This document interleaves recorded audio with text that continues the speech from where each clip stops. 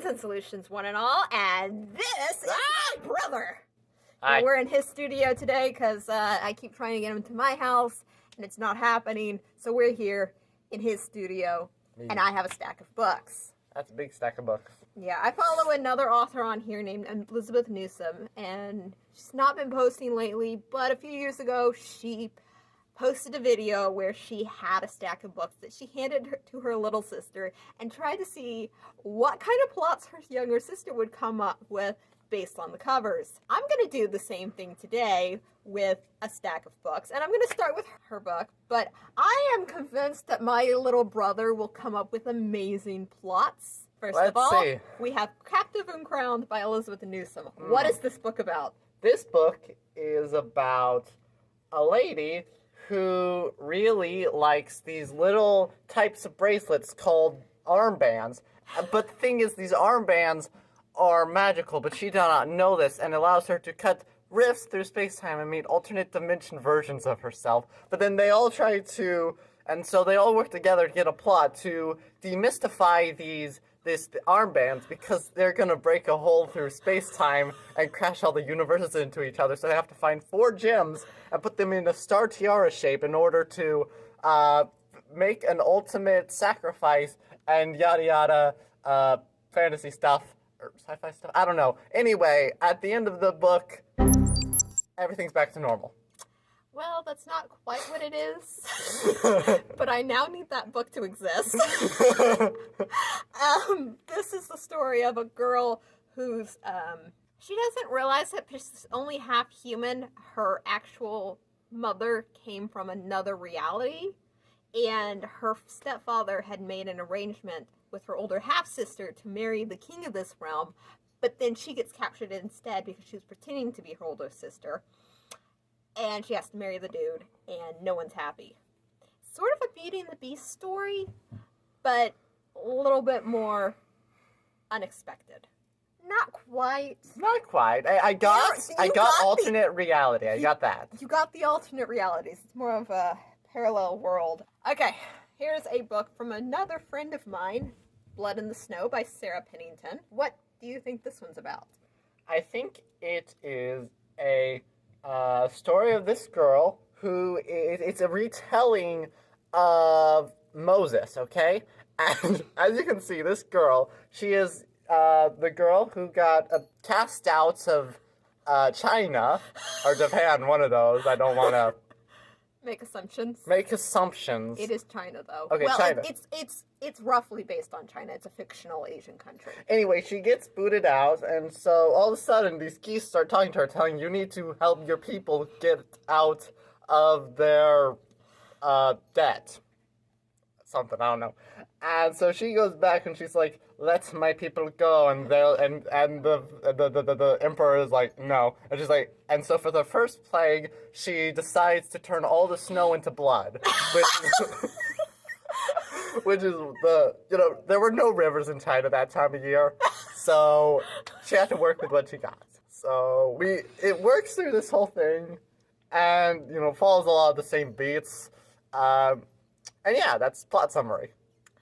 Well, not quite. It is a retelling. It is a mashup of Snow White and the Goose Girl. She's been sent to another country to get married by her stepmother, only to have her maid steal her place and cast her out. And it's called Blood of the Snow because they have magic that if you cut your finger and put some of the blood in, you can do blood magic. That's not good magic. Not quite. She takes care of geese. The geese thing. But eventually she does save her people in some form, but it is not really a Moses story. Well, I just saw that staff and I was like, that's a Moses staff right there. Okay. Here's a gorgeous cover, and it's an interesting story. A Dragon by Any Other Name by S.D. Grimm. What is it about? So it's the story of a dragon who found a magical rose. Okay, this rose, he pricked himself with a rose. Now, this dragon's not used to getting pricked by roses because most roses, just slide smoothly off of dragon scales.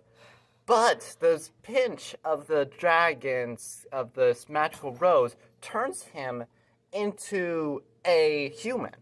And so he now has to go on this epic quest in order to find this magical dragon sword to turn him back into a dragon. Along the way, discovering, values of friendships, maybe even finding a love interest. And at the end of it, he has to confront his feelings. Does he actually want to be a dragon again? There is a thing with rose thorns, kind of not going to spoil exactly what the rose thorns do. There is a dragon. He does get pricked with rose thorns, eventually. But the story's from his love interest point of view. Oh. She thinks dragons are evil, but she let a dragon go free when she was little, and now he's kidnapped her. And it's post-apocalyptic. That was unexpected. I was expecting fantasy, but it's post-apocalyptic. I don't want to read this book now. It is pretty good. It's a loose Beauty and the Beast retelling, hence the roses having a role. I think I'll steal it from you. All right, here we have The Shadow Queen by C.J. Redwine. This one is giving me very strong Snow White. It's a Snow White retelling, but it's from the Queen's perspective. And it that's all I got. Well, it has the Queen's perspective in it. It is a Snow White retelling, but it's one where they have blood magic and they're fighting over each other. I don't know if it's actually blood magic, but it is a Snow White retelling. It's pretty dark. There is a dragon that is sent to hunt the Snow White character Lorelai, and they get a telepathic bond, and it's so sweet. But he's got to kill her because the Queen has his heart. We have The Captive of Raven Castle by Jessica Grayson. Okay, so this girl, I don't know her name, we'll just call her Jessica. So Jessica over here is basically a Beauty and the Beast retelling. So she is the Beauty in this case, and the Beast in this retelling is the Raven King, okay? He is a magical guy who can control the ravens, but he's stuck in this castle, hence why it's called Raven Castle. And so then he, all of a sudden, for some odd reason, gets transformed. It kind of goes into, more of an Aladdin perspective, and he carries her away on the back of a giant raven, singing, "I will show you the world." So, I don't know what that was about. Not quite. There's no magic in it. And she's actually captured by her real father. She has 2 different names in the book. And none of them is Jessica? Neither is Jessica. The name she thinks she is Alexandra, but her father informs her real name is Cassandra, and she's got to decide which father is telling her the truth, and then decide which side of the ward she wants to be on, and then... But no epic, I will show you the world musical numbers. No. I have this, though. The Troll Queen by... What is that? Kara Graves. This one, it is book 4 of the series, but the last time you saw this cover, you had such a great commentary that I have to do it again. What is this book about? I don't remember what I said last time, but I'll try. Well, you don't have to say what you said last time. Just come up with something. So, this is the Ice King, or the Ice Elf. He is the king of all snow and ice, and she is the Spring Princess. But the thing is, they're kind of at odds with each other, but then it kind of forms a blooming romance, and so they have 2 kids, Spring and Fall. I thought she was Spring. No, she is Summer. Okay, she's the Summer Queen. Yeah, no, that's what I said earlier. I definitely said Summer. The Spring Princess. But then all of a sudden, the entire world is under attack by an alien population, and they have to go on an epic quest to try and, destroy the aliens. And in process, they kind of accidentally knock Earth on its side. And so and the entire civilization of Earth started hating them. And so they went into hiding, and eventually we just got taught that the tilt of the Earth is what causes the seasons instead of the other way around. Which is the seasons caused the tilt of the Earth. That's true history. Tell that to your science teacher. Not quite. He is sort of an ice king. He's a troll, and the trolls are, the snow elves. Is what they used to be, but they've kind of gotten away from that genetically. But in the previous book, she had been a bit treasonous, and so her options had been she was a princess. Her options was either marry the troll king, and become for a marriage alliance, or become exiled. And she picked the marriage, because at least then she had the opportunity to go back home. Except she's one of those frilly, fancy elves, and none of the trolls like her. Meanwhile, her younger brother is experiencing PTSD, and that's why the book's so long. Good book. Not enough fantasy books have alien attacks. Okay, what is this one about? Okay, this is Ashton by H.L. Burke. This is about a woman who has a rare genetic mutation, which means that she is completely immune to nuclear explosions. And so when the Earth fell into a nuclear war, she hid, afraid that they were going to try to use her as a weapon. But then, when she finally escaped, she learned that her entire life and livelihood and family and friends and everyone had been destroyed in the nuclear explosion, and she was the only human remaining. And so that's her journey on trying to stuff. Well, not quite. Not quite? Not quite.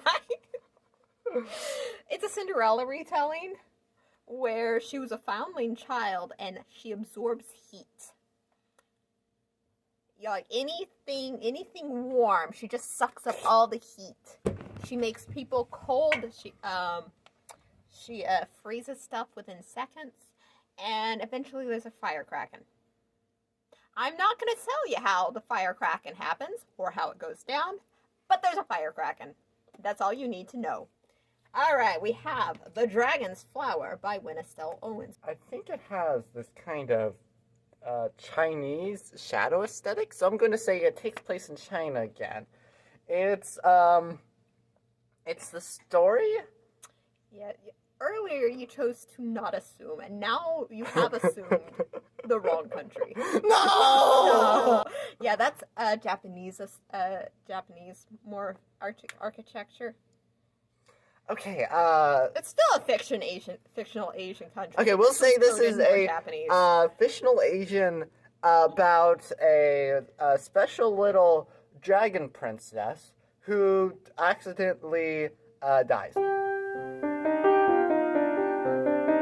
But her soul got trapped in a flower, and so that flower was known as the dragon's flower.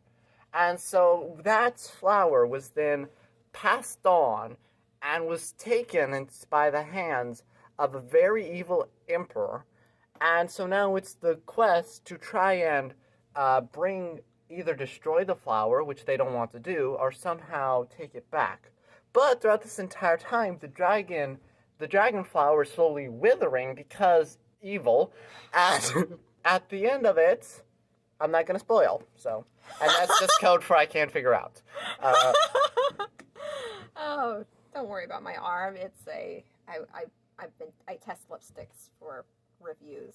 That's not quite what happens. It's about a girl who lives in a top of a tower, and a disgraced samurai who finds her and figures out that she's actually the descendant of the long lost emperor. So it's Tangled. Yes. Oh no, not Tangled. Is Rapunzel. Rapunzel, that's what I meant. Yes. Didn't I say it was a Rapunzel retelling? I don't think so. It is. Yeah, Rapunzel. And they have to take back her throne without letting the power go to the woman who has raised her. And that's not pretty. Why is it called Dragon Flower? Oh, because her name is Flower in Japanese.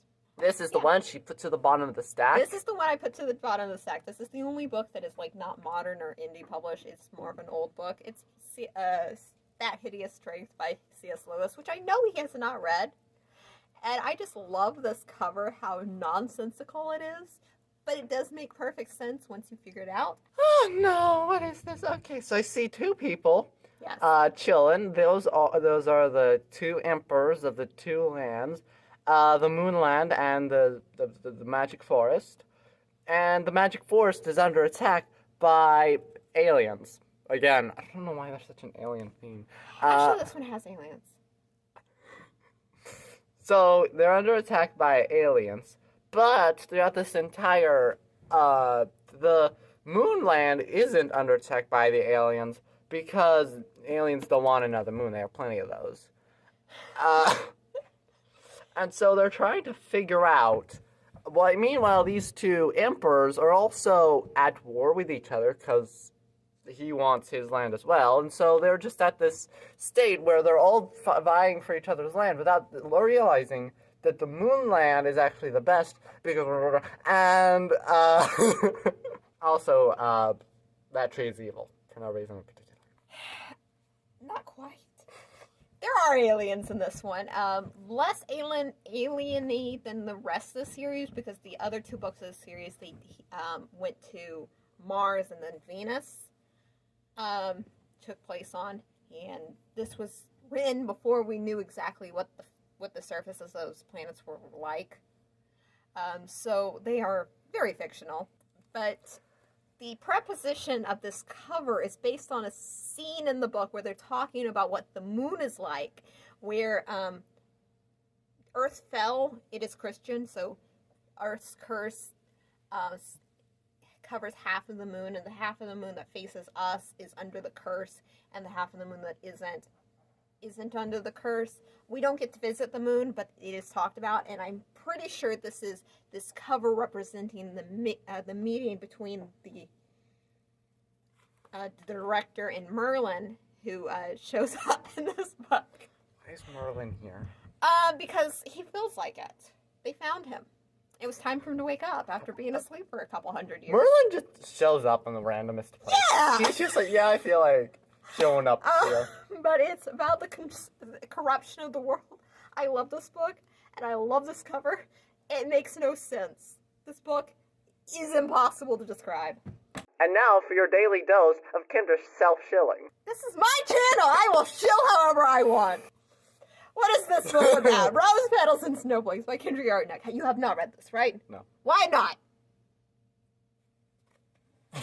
What is Rose Petals and Snowflakes about? Okay, it's about a pair of sisters who, each one is gifted with their own special power. This one is basically Isabella, and this one's basically Elsa. So she has the power to create plants. She has the power to, snow. Okay. All of a sudden, they are attacked by a bear, but then the bear is not actually attacking them. He's just like, hi, I'm here for dinner. That happens. And then, the bear, all of a sudden, when they show kindness to the bear realizes that he's actually under a curse, and he's actually a long-lost prince. And so he brings them back to his castle, where he all of a sudden locks them up and realizes that, surprise, surprise, this is actually Beauty and the Beast retelling. No, it's not. Oh. Beauty and the Beast is later in the series. No, it's a retelling of Snow White and Rose Red with Sense and Sensibility. There is a bear, because there's a bear in Snow White and Rose Red. Yes, basically the story is Frozen, where Frozen 1 and Frozen 2 take place at the same time, and the younger sister has the ice magic. Okay. And I did not intend to write Reverse Frozen. However, Frozen is a Sense and Sensibility retelling, and that's a topic for another day. Bye! Anywho, yeah, this is my brother. He has his own... I have my own YouTube channel. Look, it's right I will here. put it on his face. Yes, on my face. Mm-hmm. She has her channel on her face. You should subscribe to her. She makes some very great videos. You are on my channel. Exactly. Why are you not subscribed if you are here on my channel? My brother posts videos a lot more consistently than I do. I need to get consistent about videos, but here I am with a video. First time in forever. I finally see the light. I think I've mixed Disney songs.